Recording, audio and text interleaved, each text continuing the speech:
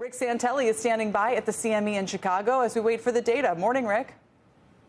Good morning, Kelly. Indeed, we're waiting for housing starts, permits, import-export prices. But I think the continuing big story is what has been motivating interest rates to be more to the upside than the downside, especially long-dated Treasury yields. And I am convinced that it's the topics of the day. It's legislation pending, tax issues pending, the notion that much of what we are looking at doesn't make deficits worse, but it doesn't make them better. The data is hitting the wires on this Friday. Housing starts for the month of April coming in very close to expectations, 1,361,000 seasonally adjusted annualized units. And do remember, some of the best data that we've had recently was going back into February when it was just a whisker under 1.5 million. We do see that on the permits and start side, things are starting to happen a bit. Maybe this notion of being locked into low mortgage rates, it has a half-life where things start to change a bit. Permits coming in a little light, 1,412,000. We're expecting a number closer to 1.45 million.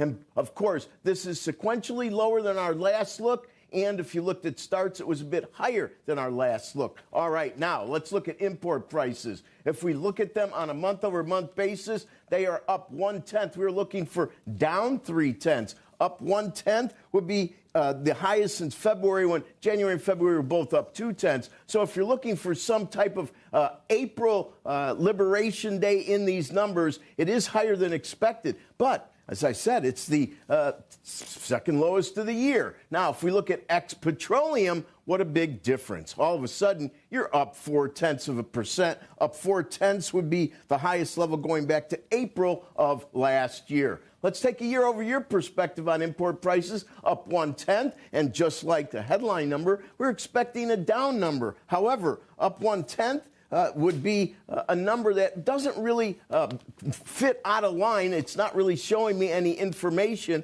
But once again, if I look at export prices, we're expecting a big drop here. Down 0.5%. It comes in up 1/10. And finally, on a year-over-year basis, export prices are 2% versus 2.6% on our last look. 2% would equal the last month of 24. To find a lower number, you're in November when it was 0.9. So we do see that there is some movement. Most of the movement on prices is based on expectations versus some sequential or issues trying to find trends in some of the tariff news of the day that purportedly is going to either pull forward, which it has, or raise prices generically. If we look at yields, well, it's very interesting because on the week, we were about unchanged on a 10-year. We're still a little bit higher on yields over the week on a 2-year. But all maturities right now are lower yields on the session. But 440. It wasn't that long ago many thought we were going to spend time testing and we're getting very close to 4%.